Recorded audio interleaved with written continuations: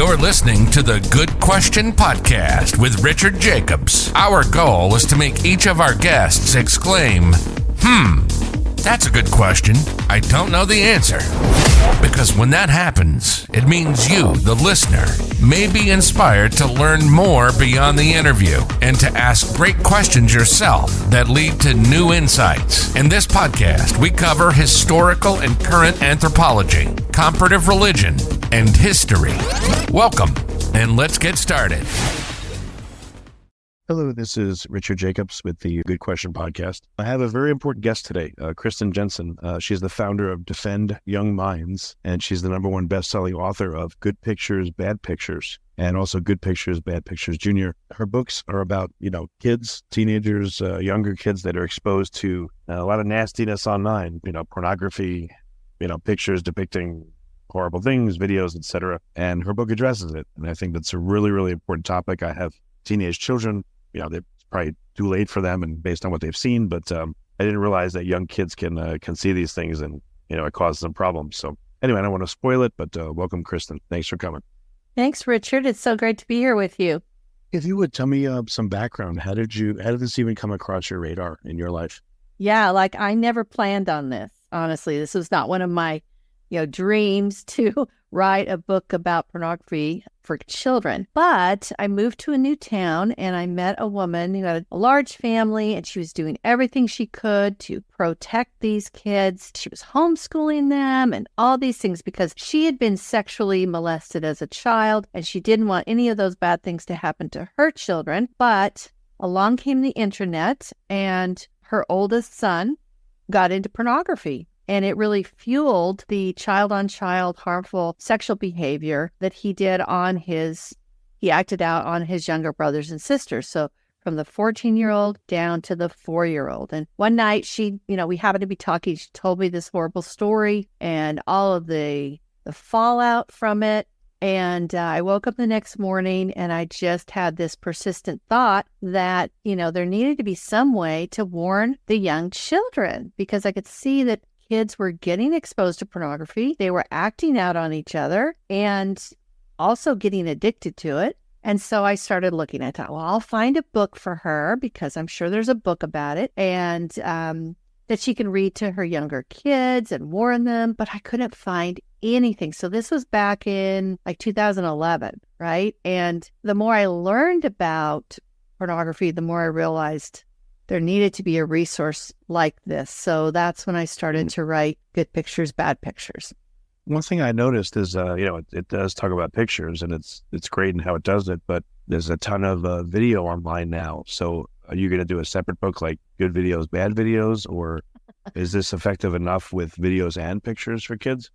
Yeah, basically pictures, just the whole broad category of visual imagery. I do in the definition. So it begins with the mother talking with her child and saying, we have good pictures that we like to look at, our family photo albums and our videos, but there are also bad pictures and those we call pornography. And she goes on to define these bad pictures or pornography as pictures or videos or even cartoons of people with little or no clothing on that focuses on the private parts of the body that we keep covered with a swimsuit. So she gives him a very age-appropriate definition that does include video. But video is definitely made, it all much more real and more impactful on a child's brain than just simply looking at stills from a Playboy.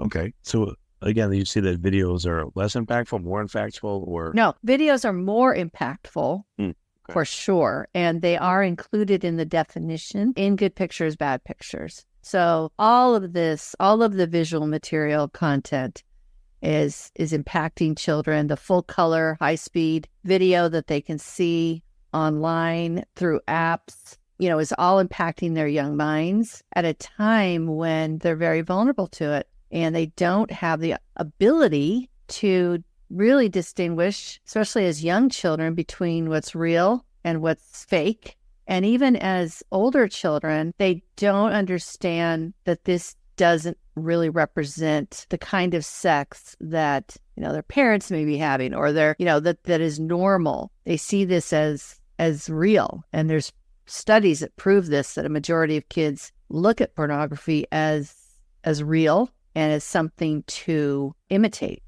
I don't know well, I guess it's kids using the phone at all. They can just access the stuff, or does it come up? Does it creep into kids' apps or just kids browsing? Is that where they find this stuff? Like, how do they run into it that you've seen? Yeah. So I believe the porn industry is very predatory because more eyeballs means more money. So it used to be you had to pay for porn, right? You had to go in and rent a movie or buy a movie or buy a magazine. But now you can get it all for free, kind of like YouTube, right? You just have to watch the commercials or the ads. And so it's a different business model.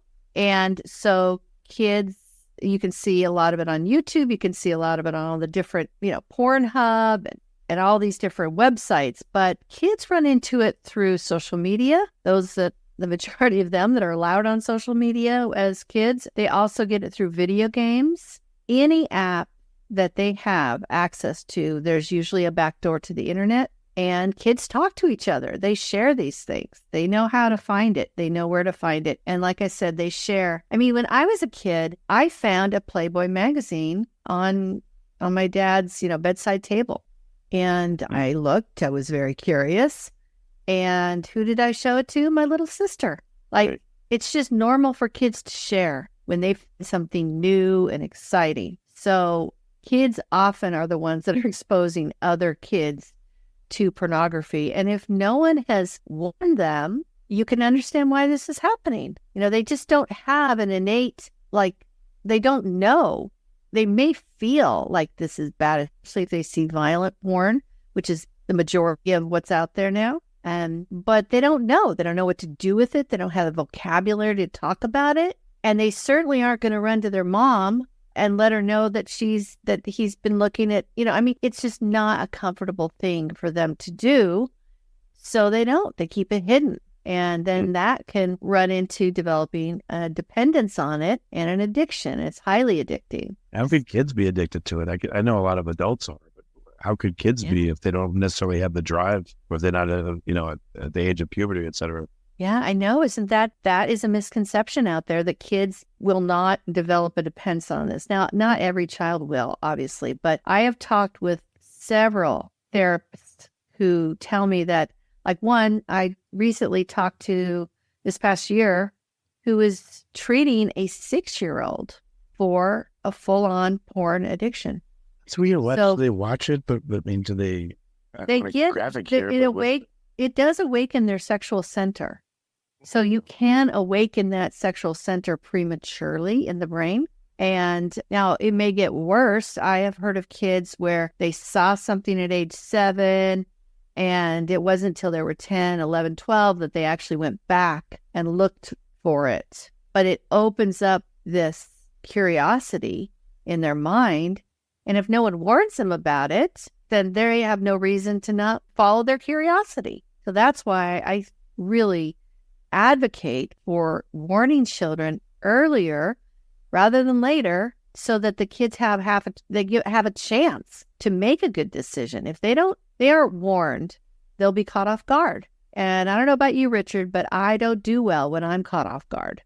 I do much better when someone's warned me or set me up for success, help me to understand what's going on and how to make the best decision. So kids deserve to be warned about pornography from a young age, because their risk for encountering it is so high, given that so many of these kids are on digital devices that have access to the internet. I mean, what age do you recommend that you read these books to the kids? Like, how young? So my first book was written for kids ages 7 to 11. It's a read aloud book, and it goes through a conversation, models a conversation between, parents and their child, goes through talking about addiction and how the brain becomes addicted. And it gives kids a definition that's age appropriate, a warning so they understand why it's harmful for them to look at this stuff, and then a plan, so they know exactly what to do. So definition, a warning, and a plan. And then I had parents coming to me saying, do you have a book for like preschoolers? And I just remember the first time I was speaking to a group of parents, and after my presentation, a mom came up to me and said, hey, do you think you have something for like 3-year-olds?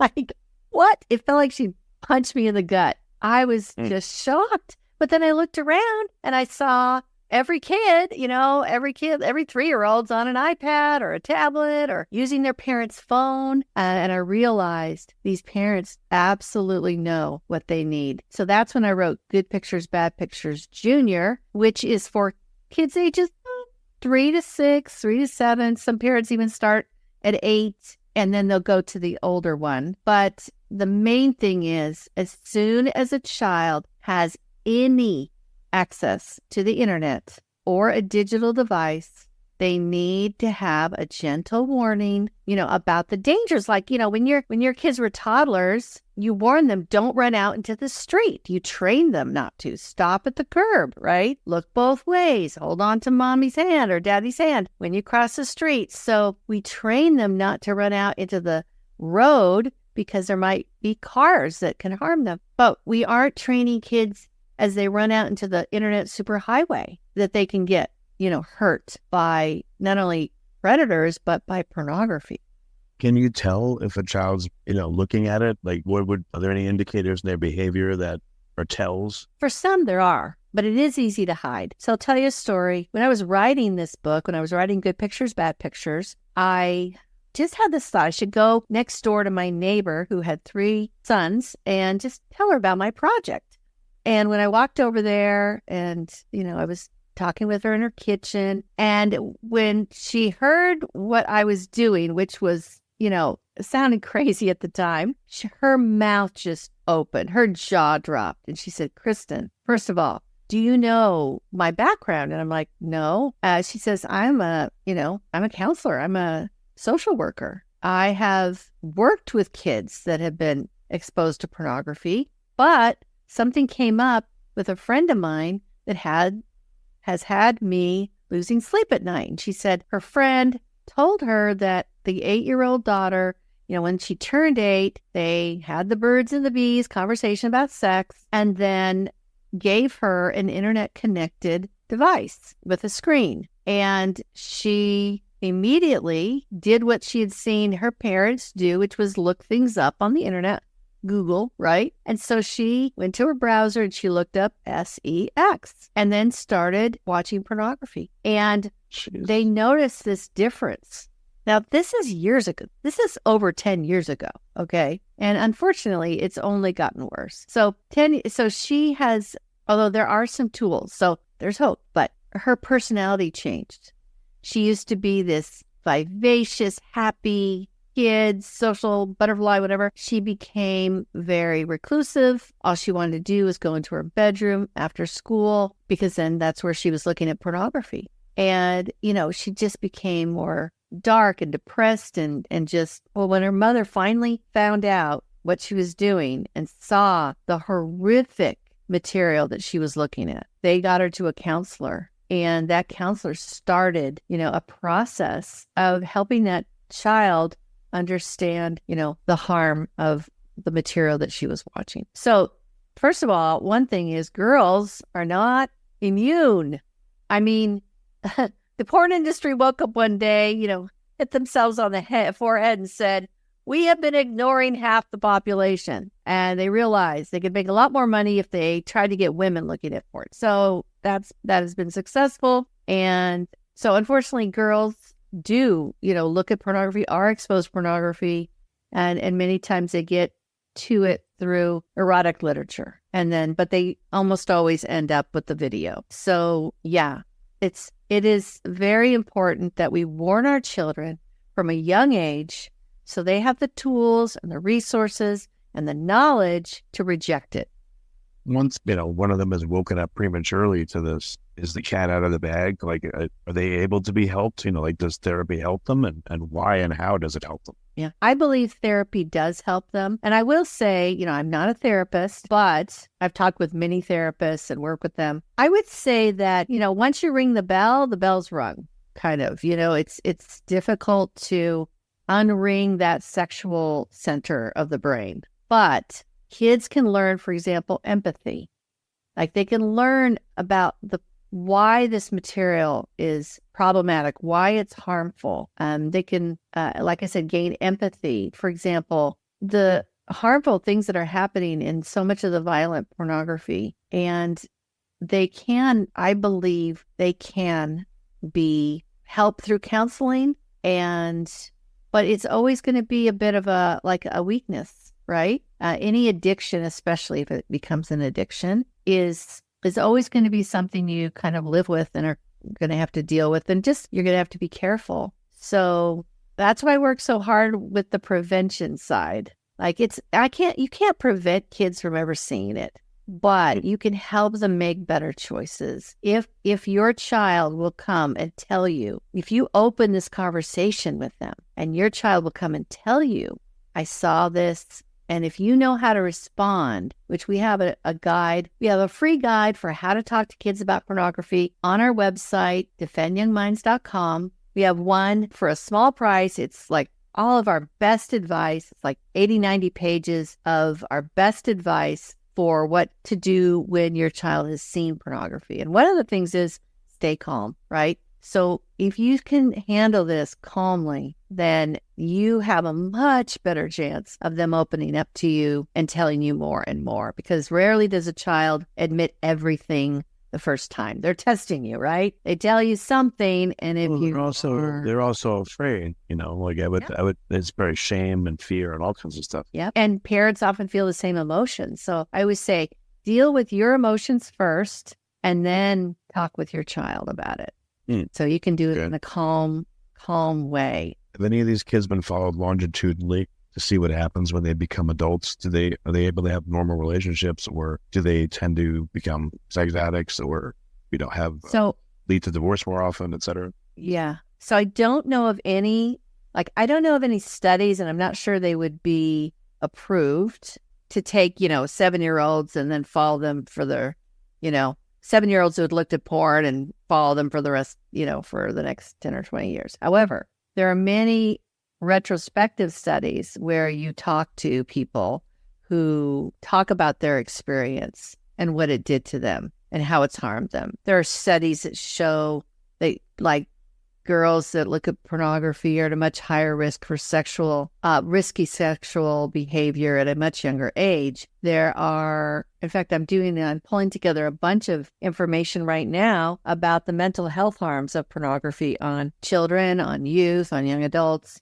When you look at the divorce rate, it's, if you ask like divorce lawyers, what percentage of your divorces in the past year included a pornography addiction of one of the spouses, it's like 62%. Wow, really? So yeah, it's pretty high. There was a previous one that said 50%. 50% of. Does this addiction coincide with adultery? Does it be interesting to see if a porn addiction actually reduces adultery, or does it foster adultery? I think it fosters it. Yeah, because what happens is, if you're looking at porn, first of all, it's going to affect your marriage, because with any addiction, you have to escalate, right? Escalate. So if your partner isn't willing to do the crazy things that you're seeing in porn, or take the abuse that you now may be sexually aroused to, the violence, that can be a problem. But also, talk to people who, their wife wouldn't do it, so now they're going to go, hire a prostitute. Well, I think that can harm a marriage. There's so many. For example, there was a study that showed, unfortunately, not all counselors and therapists understand the harms of pornography. In fact, many of them for many years have said, if you're having a problem with your sex life, just spice it up with some porn, which isn't really getting to the root of the problem. Obviously, they just try to find a quick fix. So they've done some studies that show that if, for example, if both people in a relationship, in a marriage, are watching porn together, they're 3 times greater risk of infidelity than a couple that doesn't watch porn. Really? So I think, Well, I mean, what does porn do? Porn objectifies. Porn teaches you, and it doesn't like if you put, and I do this on my website. I have an article about comparing and contrasting healthy sex versus porn sex. So if you think of healthy sex, you think of two people that love each other, respect each other. It's something that builds a relationship. It's and it's something that is a positive thing. If you look at porn, it's the opposite. It's often violent, not loving. There's no need for love in porn. There's, it causes addiction instead of building like a bond. It's just the opposite. It's degrading. I mean, I know these sex acts. I've read about them. I can't even tell you on this podcast what they are. They're so degrading. You would edit them out. So, when you look at that, you see that there's this divergence between healthy sex and porn sex. The other thing that is interesting and has been documented through research is a phenomenon called porn-induced erectile dysfunction, or PIED. And I think every 14-year-old boy should know about this. Basically, you get so topped out on porn that you're not sexually aroused by your own physical partner. Even if you love that person, even if you were attracted, even if they're attractive, you have to have porn. Your brain has to have porn. And so if porn has to be the third partner in your marriage, and you have to watch porn to even get aroused to have sex with your partner or your spouse, that's a problem. That's a problem. And, you may hear of people getting divorced, but they probably don't tell you why. But I have women coming up to me all the time telling me, this is exactly what ruined my marriage, sometimes in tears. And so I've just heard so many of these stories. They're everywhere. Honestly, if you were actually able to see how many of the people that have gotten divorced, you would start to see that porn has a huge problem. It's just porn is not a good partner for a marriage, or it doesn't help you have it does not promote healthy sexual intimacy. It promotes the opposite, the absolute opposite. How are boys versus girls affected? Is there much of a difference? Yeah, I do think there is a difference. I do. But there's not as much of a difference as people think. So if you ask the average person, maybe on the street, or maybe the average parent, I don't know, there's a gap. And the researchers call it a naivete gap. It's a gap between what is actually happening with their kids and what the parents think is happening with their kids. So parents are getting, for example, and I'm not sure this is answering your question. But this morning I went to have a medical test, and the technician we got talking about some things, and she found out that I'd written these books, and she goes, "Oh, well, maybe I should think about that. I've got a 12-year-old son, and I might need to be talking about this with him in the next few years." And I tried not to laugh. I didn't laugh. I just said, "Oh, no. He's already seen porn. He's already looking at it with his friends. So you need to start these conversations right away." And she goes, "Oh yeah, his friends are terrible." And I'm like, well, parents are just, and I think that's starting to change because the younger parents have grown up with this, right? But there's still a lot of parents. Like this woman was probably in her mid-30s, and she did not realize the risk to her 12-year-old son. And that was just this morning. But this is a constant that I'm seeing out there, is just not understanding. And this is another thing that's also, there's a new book out called The Anxious Generation by Jonathan Haidt. Very good. Haidt. Yeah. And so he documents the same thing. He says parents are much more worried about their kids' physical safety, and they overprotect kids physically, and they totally underprotect them online. So it's, and I don't shame parents. I really don't. But it is a problem when there's this disconnect. And it's something I fight all the time, trying to get parents to think about prevention. Not preventing all exposure, because that's just not going to happen, but preventing a kid getting pulled into it, giving them some tools and some knowledge so that they can report it when they see it, and they have an ally in you as a parent to, keep better control of their curiosity. But you asked about girls versus boys. So I'm going to go back and say girls are as curious about sex as boys are. And they are very interested in being attractive. And they're very interested in relationships. So girls go to porn through books, through erotic literature, through stories, and often through anime, cartoon porn. So this doesn't feel as real to them, right? It's a little softer. But they often end up just where the boys start, which is the videos. So they may come to it in a different way, but they are still vulnerable. In fact, girls are often more vulnerable because parents don't think that their girls will be a problem. I have so many people that say, oh, well, I have all girls, so I don't really think this is a problem. Or I have all boys, so yes, this is a problem. Like, it doesn't matter if you have boys or girls. They're both interested in sex, and they both need good information about sex from probably a younger age than you think. And definitely before the porn industry teaches its toxic version of sex to your child. Now that it's become more violent, how is that changing things? And when did it tip over into more violence? So, there's always been violent videos that you could buy. In fact, there are videos called snuff videos where children are sexually raped and abused and then killed.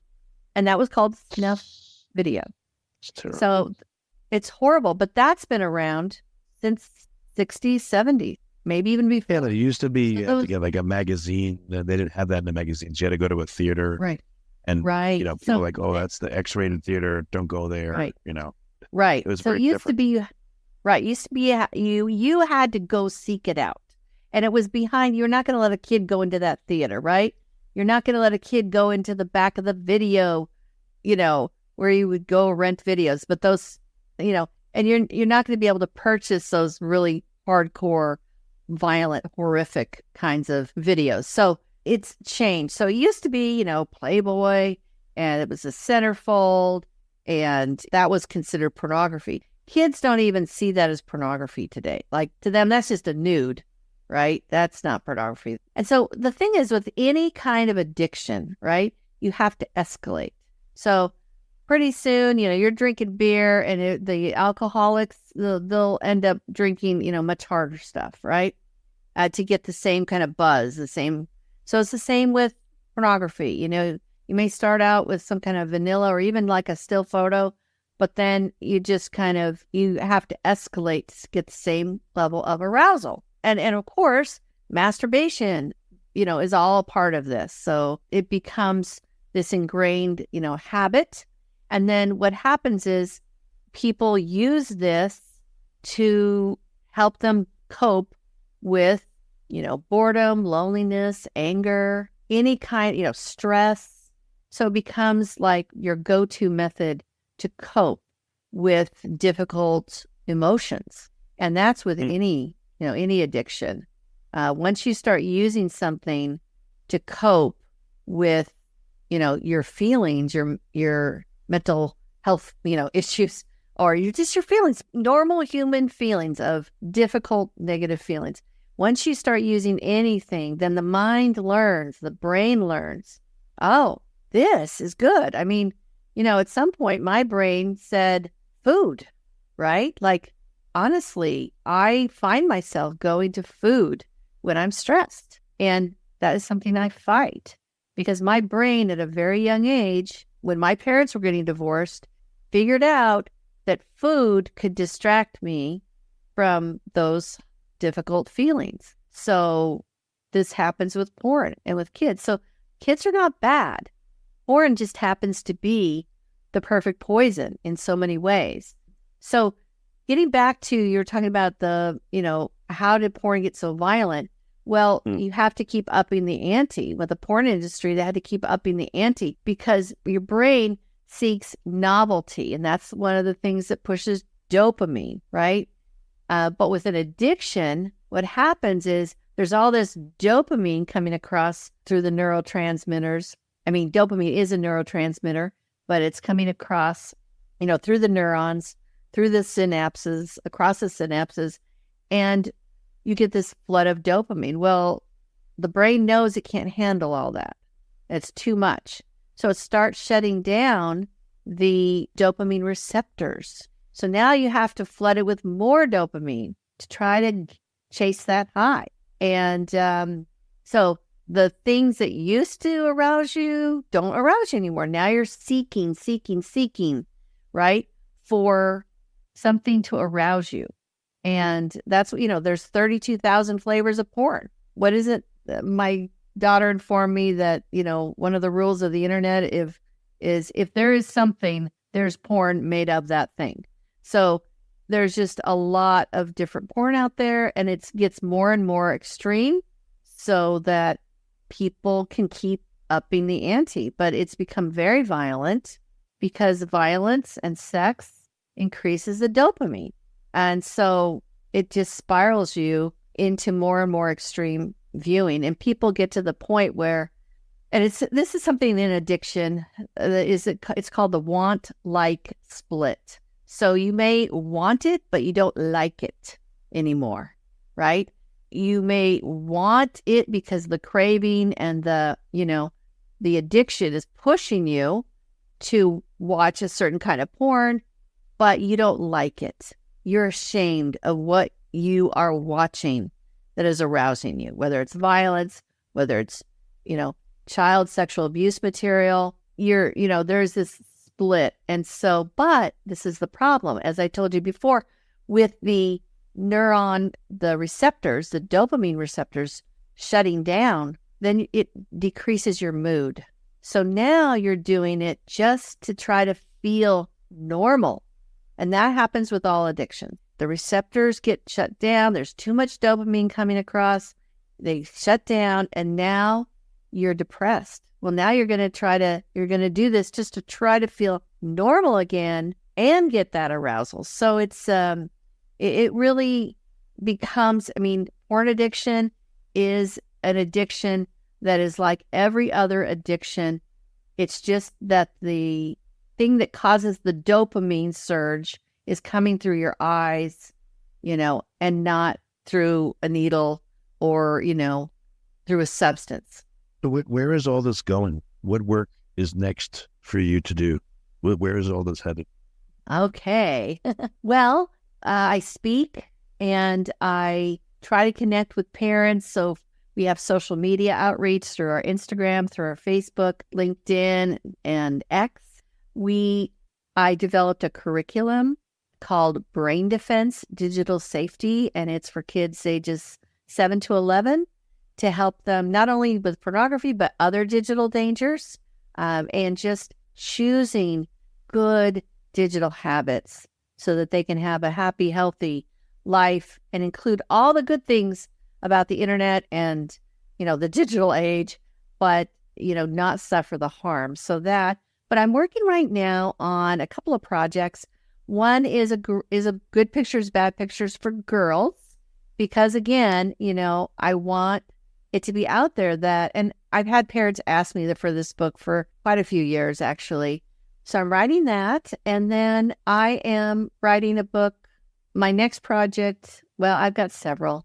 I'd like to write a book helping parents talk to their kids about sex. But I'd also like to write a book for tweens. So a little older, telling them all the problems with pornography and being a little bit more direct, like I am when I speak to youth and to teenagers and their parents. I want them to have a book. And so I'm working on a graphic novel kind of approach to that. Hopefully not too graphic. Just kidding. Oh, no. Yeah, that's right. No. But just to be able to see characters that are, and we do that in our, the Brain Defense. It's a video-based program, and it's taught by teenagers. and they are positive role models. They tell stories, they rib each other, it's funny, but it is also really great because kids really learn a lot and are very influenced by their older peers. And that was our goal with Brain Defense, is to provide those older peer mentors to tell their younger kids how to really use technology in a healthy way, and not get trapped by bad habits and by bad pictures. So check out Brain Defense. I wanted to leave you with some positive stories. I think I haven't really mentioned them, but it really does work. Please do. Yeah. That's what I was just about to ask you, is how do you know it's working and how well does it work to have kids go through your book and curriculums? Yeah. Well, from the reports I get from parents, they are very much relieved that they have a simple way to begin these conversations. So I'll tell you a few stories. One of my favorites is a mom read Good Pictures, Bad Pictures to her 9-year-old son. He went to school a few days later, and a classmate with a phone showed him pornography on when they're out in the playground. This is something that happens all the time, and on school buses. Every school bus in America is a XXX theater because of smartphones. It's terrible. It's terrible. Yeah. But this boy knew what to do. He recognized that he was being shown pornography. He knew what it was. He knew what he should do, turn away. And he went home to his mom and told her about it. And he said, I was scared, but I knew what to do. I was scared, but I knew what to do. So I don't know what kind of porn he was shown, but it was scary. And now, though, he knew what to do. He knew who he could talk to. He wasn't burdened with what most kids are burdened with, which is shame. And I don't know, I can't tell my mom about this. She'll kill me, or she won't let me play with this kid anymore, or she won't let me have access to my device anymore. So kids have a lot of fears. And again, we have a guide called My Kid Saw Porn, Now What?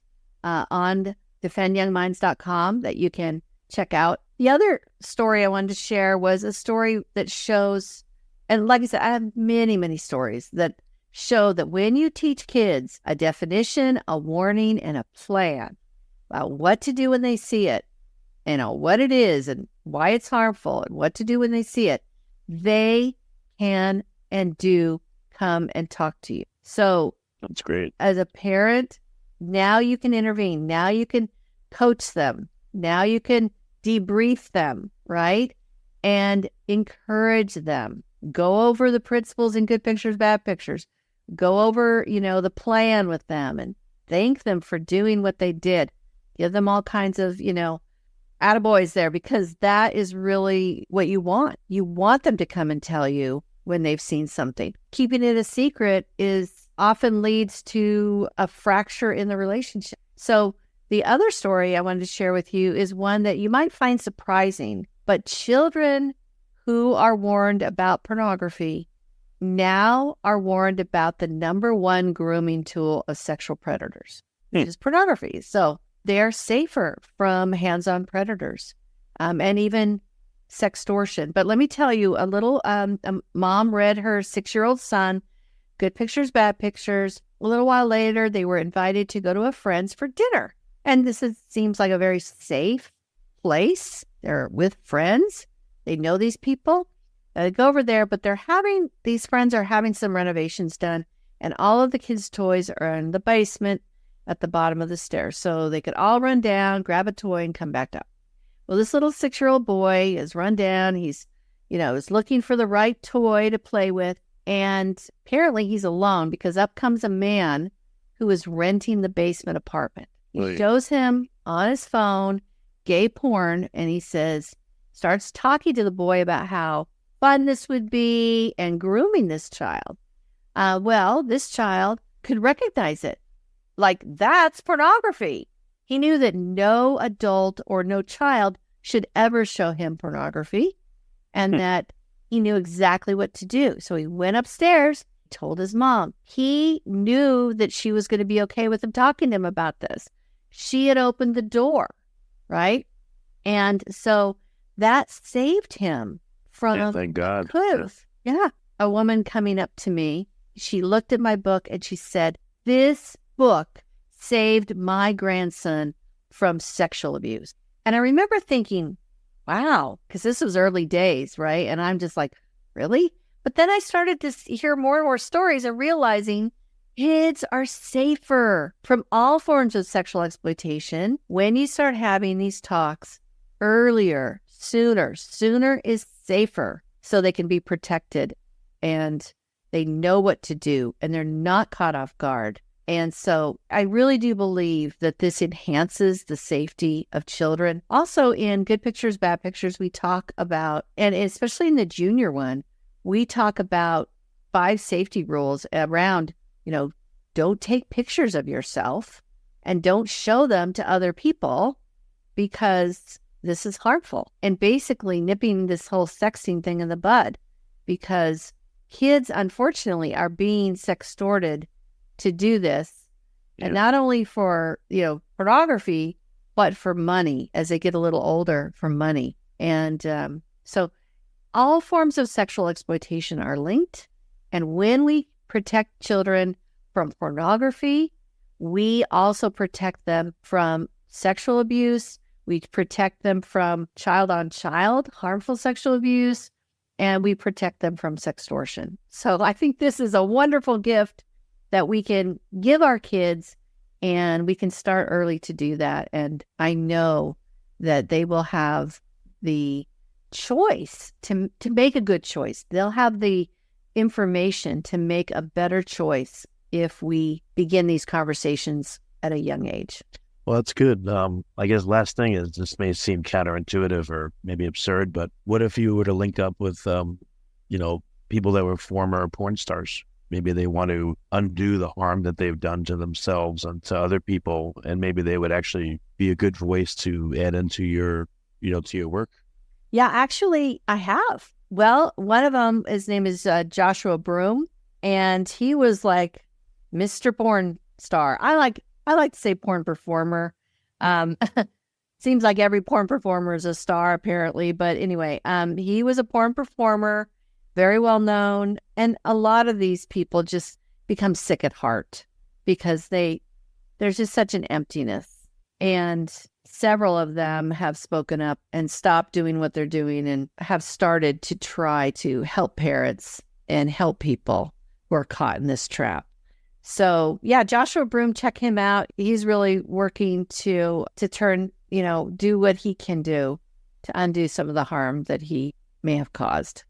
So yeah, that's a great idea. And actually, I've seen, I go to conferences and, from time to time, there are porn performers that have left the industry and are now basically decrying, they're now saying and telling the truth about pornography. And some of it is so ugly.